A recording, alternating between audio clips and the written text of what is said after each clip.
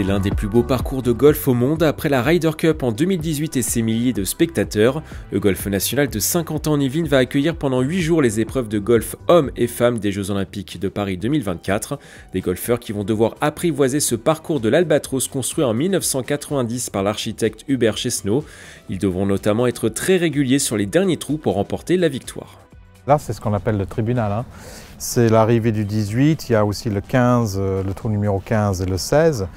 Pourquoi ça s'appelle le tribunal? Parce que l'architecte a voulu faire en sorte que la décision finale de tout résultat soit là-bas. C'est effectivement là où on a vu beaucoup d'histoires et de mémoires et de souvenirs dans le passé de ce golf avec l'Open de France, la Ryder Cup et bientôt les Jeux Olympiques. Pour créer une scénographie digne des plus grands événements de golf au monde, des tribunes seront construites autour des 18 trous du parcours. La plus grande tribune aura une capacité de 1700 places assises.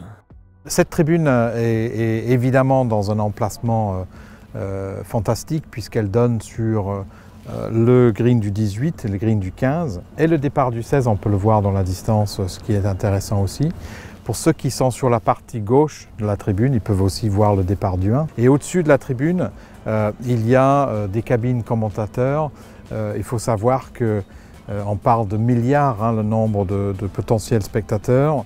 Des infrastructures pour la circulation des golfeurs ont également été imaginées par les organisateurs.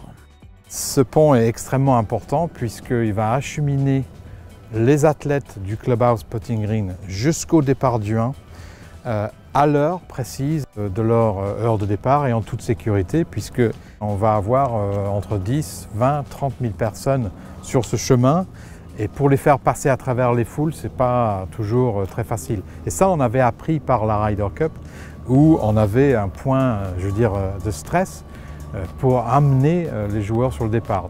Sur le site, une zone sera entièrement dédiée aux 120 golfeurs qualifiés et aux autres professionnels du golf. Là, on sera pour les Jeux Olympiques dans des parties qui seront exclusivement réservées. Ça s'appellera des zones bleues, exclusivement réservées pour le sport, c'est-à-dire les athlètes, les caddies, quelques accompagnants comme les coachs, les arbitres par exemple, et la gestion sportive qui sera un peu mon rôle avec la Fédération internationale. Donc ces zones-là, il n'y aura pas de public. Des choses importantes aussi dans ces bâtiments, anti-doping par exemple, qui est important dans le mouvement olympique, sera situé par ici. Et là, très exactement où on est debout, sera une zone ce qu'on appelle mixte, où les médias qui ont des accréditations pourront poser des questions aux athlètes après leur partie. Au total, 240 000 spectateurs sont attendus autour des greens pendant les 8 jours de compétition sur le site saint-quentinois. Les organisateurs ont un objectif en tête, faire entrer une nouvelle fois le golf national dans l'histoire du golf mondial.